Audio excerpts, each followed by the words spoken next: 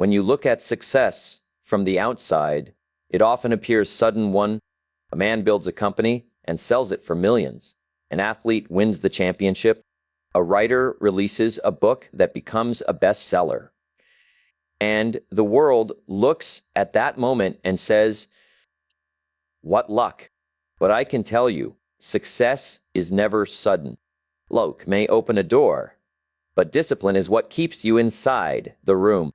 The truth is, behind every so-called overnight success, there are years of quiet discipline, repeated action, and choices made daily that nobody applauds, nobody notices, but everybody eventually sees the results.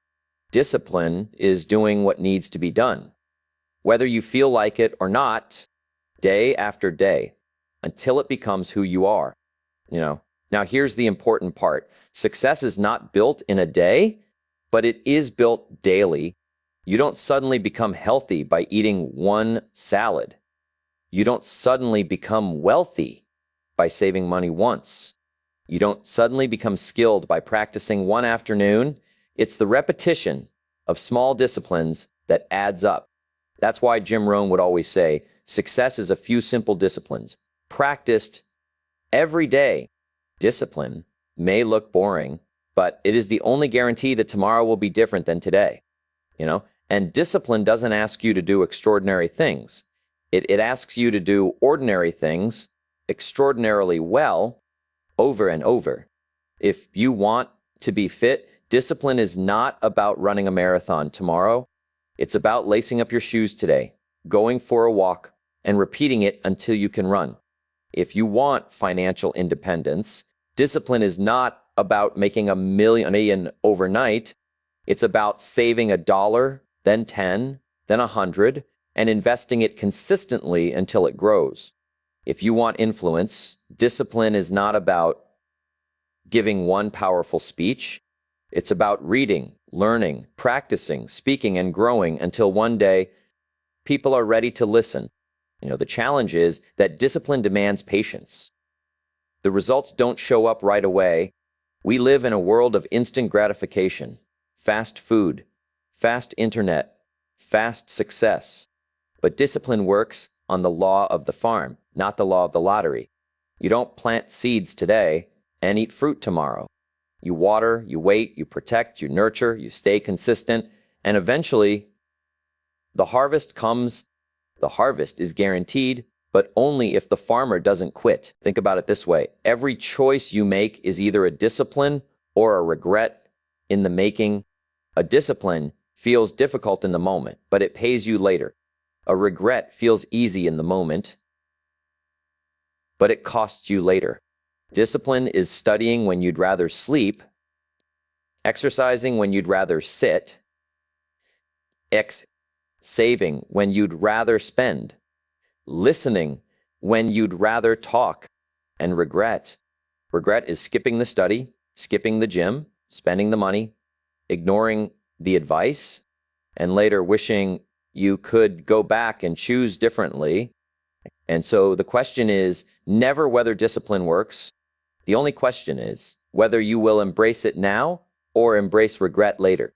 Jim Rohn once said, "We must all suffer one of two pains, the pain of discipline or the pain of regret. The difference is discipline weighs ounces while regret weighs tons." The good news is, once you make discipline a habit, it no longer feels like punishment. It feels like freedom, because now you are in control. You know that every small effort is stacking up. Every repeated discipline is building something you cannot yet see, but will one day live in. That's the foundation. But here's the thing, discipline is not just about doing the right things once. It is about repetition, which brings us to the next truth. Discipline repeated becomes consistency, and consistency is what transforms your life. Consistency is the bridge between discipline and success. You can have one disciplined day, and that's good. You can have one disciplined week, and that's better. But consistency, showing up again and again, that's what makes the difference. See, anybody can be disciplined for a moment, Anybody can commit for a short burst of energy, but the real winners are the ones who don't stop. The ones who say, I will show up, not once, not twice, but as many times as it takes. Success doesn't come because you did something once. It comes because you did it long enough for the compound effect to kick in, and the compound effect is powerful. Read 10 pages of a good book today. Nothing changes. Read 10 pages tomorrow, but read 10 pages every day for a year, and you've read 10 pages. That's about a dozen books. Do that for 5 years, and you've read 60 books. 60 books can change your life. And all it took was the discipline of 10 pages a day. Repeated consistently. Consistency turns small actions into unstoppable momentum. Think of water dripping on stone. 1 drop doesn't make a difference. 10 drops don't either. But after thousands, after years, that same water carves through rock. That's the power of consistency. It transforms what looks insignificant into something undeniable. Here's the trap. Inconsistency ruins progress. Miss 1 day, you can recover. Miss 2 days, you can still get back. Miss 3 days, now it's easier to quit than to continue. Success is fragile in the beginning, and that's why consistency is critical. You must protect the chain. You must guard the routine. When you feel tired, when you feel unmotivated, remember that consistency is not about intensity. It's about showing up even on the days you don't feel like it. And don't confuse consistency with perfection. You will slip. You will miss. But the difference between the successful and the unsuccessful is that the successful don't let 1 miss turn into 2, and they don't let 2 turn into quitting. They get back up quickly. They don't aim for perfection. They aim for persistence. Think of a child learning to walk. The child falls, stands up, falls again, stands again, over and over. The parents don't say, you've fallen 3 times. Maybe walking isn't for you. No, they clap, they encourage, they say, get up again. And eventually the child walks. Why? Because consistency beats failure every time. If you try enough times, success is inevitable. This is why successful people seem to have so much luck. It's not luck, it's consistency. They stayed long enough for the opportunities to find them. They showed up when others gave up. They built momentum while others waited for motivation. They were ready when the door opened because they hadn't stopped knocking. And here's the truth. Consistency doesn't just multiply results, it builds character. It teaches you reliability, patience, self-trust. Every time you keep a promise to yourself, you strengthen your identity. You begin to believe, I am the kind of person who follows through. That belief is priceless because your identity drives your behavior. Once you see yourself as disciplined, consistent, reliable, then success is no longer a goal. It's a natural byproduct. So if discipline builds the foundation, consistency lays the bricks one by one until the structure stands tall. But now we must ask, what kind of structure are we building? Because consistency without direction can lead you the wrong way. That's why the 3rd principle is clarity of goals. Knowing where your discipline and consistency are leading you. Without clear goals, discipline and consistency become scattered energy. You can be disciplined every day. You can be consistent every week. But if you don't know where you are going, all that effort may lead you in circles. Success is not just about working hard. It's about working hard in the right direction. A ship with strong sails and steady winds will still drift endlessly if the captain hasn't set a course. That's why goals matter. They give meaning to your discipline. They give purpose to your consistency. They transform effort into progress. A goal is not simply a wish or a dream. Wishing says, I hope something good happens. Goals say, this is where I am going. And this is the standard I will hold myself to. Wishes live in the mind. Goals live on paper. And the difference between a wish and a goal is discipline. When you write it down, when you commit to it, when you attach timelines, when you break it into actions, you turn the invisible into something visible. Jim Rohn would always remind people, don't just think about your goals, write them down. There is magic in writing. Because when you write a goal, you give your brain a target and you give your discipline something to serve. Now, clarity doesn't mean you must have every step figured out. It simply means you must know the destination. If you were driving across the country, you don't need to see every mile from the start. You just need to know the city you're driving to, and the map will reveal the roads one by one as you keep moving. That's how goals work. They are not about predicting the future perfectly. They are about directing your present energy toward a chosen future. Without them, life will direct you wherever circumstances want, and circumstances rarely lead to success. Here's the problem many people face. They let the urgent replace the important. They wake up every day, respond to what comes, chase distractions, put out fires, but never ask themselves, is this taking me where I want to go? Discipline without goals becomes slavery to routine. You might work hard, but if you're working on the wrong things, you'll wake up years later realizing you climbed the ladder, only to find it was leaning against the wrong wall. That's why goals are not optional. They are essential. Think about health. If your goal is simply get healthy, that's vague. But if your goal is lose 10 pounds in 3 months or run a WUK by summer, now your discipline has direction. When you wake up and feel the temptation to skip the workout, the clarity of that goal pulls you back on track. Think about finances. If your goal is be financially secure, that's abstract. But if your goal is save WUV dollars, by the end of the year, or pay off this debt within 12 months, now your daily decision to save, to skip an unnecessary purchase, has purpose. Think about personal growth. If your goal is be better, that's blurry. But if your goal is read 1 book a month or attend 2 seminars this year, now every page you read, every event you attend is a step in a clear direction. Goals do something else. They give you measurement. Without goals, you don't know if you're winning or losing. With goals, you can measure progress, celebrate small victories, adjust when needed. Imagine playing a basketball game with no scoreboard, no time, no clear rules. You'd run up and down the court, but you'd never know if you're ahead, behind, or even playing correctly. That's how life feels without goals. Goals create the scoreboard.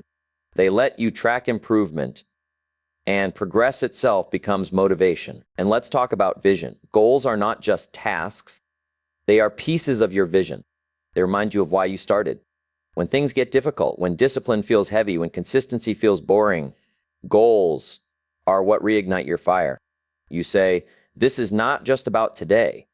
This is about the future I am building. Without vision, discipline becomes drudgery. With vision, discipline becomes devotion. But here's where many people stumble. They set goals that are too small or too vague. They set goals that don't excite them. And if your goal doesn't excite you, it won't sustain you. Goals should stretch you, challenge you, and make you grow. If your goal doesn't make you a little nervous, it's not big enough. Yet at the same time, goals must also be believable. If you set a goal to make $1 billion by next month with no plan, your brain will reject it as impossible. But if you set a goal to earn an extra WUBite this month, then Eling next month, and keep stacking, your brain says, yes, this is possible. And momentum builds.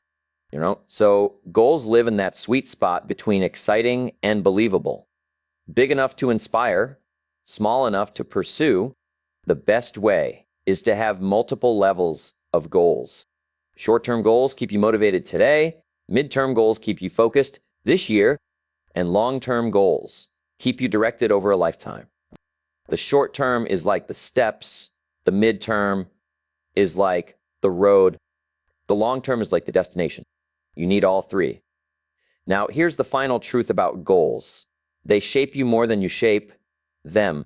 The real value of setting a goal is not just achieving it. It's who you become in the process. When you set a goal to get fit, the real treasure is not the number on the scale.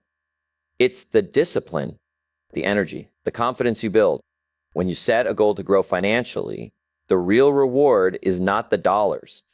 It's the mindset, the patience, the wisdom you gain. When you set a goal to read books, the real outcome is not the stack of finished pages. It's the knowledge, the ideas, the new ways of thinking that transform your identity. That's why goals are not just about getting things. They are about becoming someone. And once you understand this, you see that goals are less about possessions and more about character. They are the training ground where discipline and consistency find meaning. They turn repeated effort into a meaningful journey. They transform daily choices into a future you can be proud of. And when you connect your discipline to your goals, you no longer see daily effort as a burden. You see it as proof you are moving forward. Every repetition, every routine, every choice becomes significant because now you know it's not random, it's not wasted, it's not accidental. It is a brick laid on the path to a clear destination, And so with discipline as the foundation, consistency as the builder, and goals as the compass, there remains one more truth we must examine. The transformation of discipline into habits, because habits are what decide whether you carry success for a season or for a lifetime. Habits are the invisible architecture of your life. They are the small decisions you make repeatedly until they no longer require willpower. They no longer demand debate. They simply happen automatically. Habits are what free you from constantly negotiating with yourself, because once something becomes a habit, it becomes part of your identity. The power of discipline and consistency is that, over time, they transform into habits. And once you reach the level of habit, you no longer have to fight as hard. The battle is already won because you've trained yourself to operate in a certain way without resistance. Think about it. You don't wake up and wonder whether or not to brush your teeth. You don't spend mental energy debating whether to put on your shoes before leaving the house. These are habits. They are automatic. They require no motivation. Imagine if your health habits, your financial habits, your learning habits became just as automatic. That is the secret to long-term success, because willpower is limited. Motivation comes and goes, but habits sustain you for a lifetime. Habits are formed in a simple pattern. Cue, routine, reward. Something triggers the behavior. You perform the behavior, and you receive a reward that reinforces it. The challenge is, many of our habits are unconscious and unhelpful. The cue might be stress, the routine might be eating junk food, and the reward might be a temporary feeling of comfort. Or the cue might be boredom, the routine might be scrolling endlessly, and the reward might be momentary distraction. Those habits rob us of progress. But here's the good news: habits can be reshaped. If you change the routine while keeping the cue and reward, you build new patterns. Stress could become a trigger for exercise. Boredom could become a trigger for reading. The key is not to break habits by force, but to replace them with stronger ones. Success is simply a collection of positive habits repeated over time that move you toward your goals. And failure is a collection of negative habits repeated over time that move you away from them. The direction of your life is determined less by big decisions and more by small habits. If you save a little every day, you build wealth. If you eat healthy every day, you build health. If you study every day, you build wisdom. And the opposite is also true.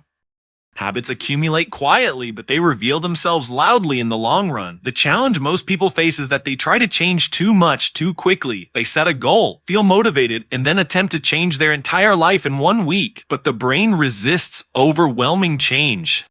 True transformation happens through small, sustainable habits layered over time. If you want to start reading, don't begin with 100 pages a day. Start with 5. If you want to start exercising, don't begin with 2 hours at the gym. Start with 10 minutes of walking. Success is not about massive action in one burst. It's about small habits consistently practiced until they become identity, and identity is the real key. You can set a goal to run a marathon, but if you don't see yourself as a runner, you will constantly battle with discipline. You can set a goal to save money, but if you don't see yourself as a responsible steward, you will constantly fight temptation. The strongest habits are not just what you do, but who you believe you are. When you say, "I am a reader," picking up a book becomes natural. When you say, "I am disciplined," following through becomes expected. When you say, "I am healthy," your actions align with that belief. Habits are the proof of who you think you are, and each repetition is a vote for your identity. This is why small wins matter so much.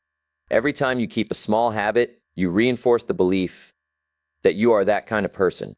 Every time you complete a workout, you cast a vote for being healthy. Every time you save money, you cast a vote for being disciplined. Every time you study, you cast a vote for being intelligent. One action doesn't define you, but repeated actions accumulate until the identity becomes undeniable. Now consider the flip side. Negative habits also reinforce. If you constantly say yes to procrastination, you start believing you are someone who can't focus. If you constantly break promises to yourself, you start believing you lack discipline. That's why habits must be guarded carefully, because they are not just actions, they are evidence of who you are becoming, and you are always becoming something either by design or by default. The beauty of habits is that once they are established, they create momentum. A small habit often leads to another. A habit of exercise might lead to better eating. A habit of reading might lead to writing. A habit of saving might lead to investing. Habits stack. They build on each other, forming a lifestyle, and lifestyles determine destinies. When people admire successful individuals, they often admire the visible results.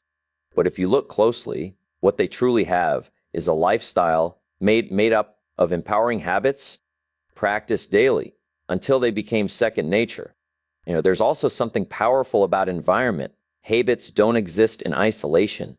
They are influenced by the environment you create.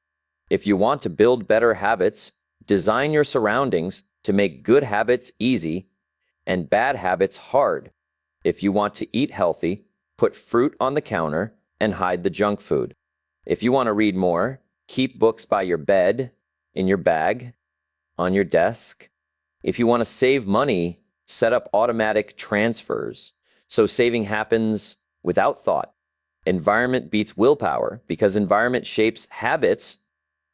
Habits also free up mental energy.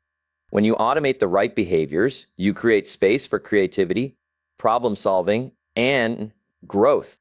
Imagine if every morning you automatically exercised, journaled, and planned your day. You wouldn't spend energy debating what to do. You would simply live in the rhythm of your habits. This is how high performers sustain productivity over years. They rely less on fleeting motivation and more on ingrained habits that carry them through. The final truth about habits is that they outlast emotions. Motivation is emotional.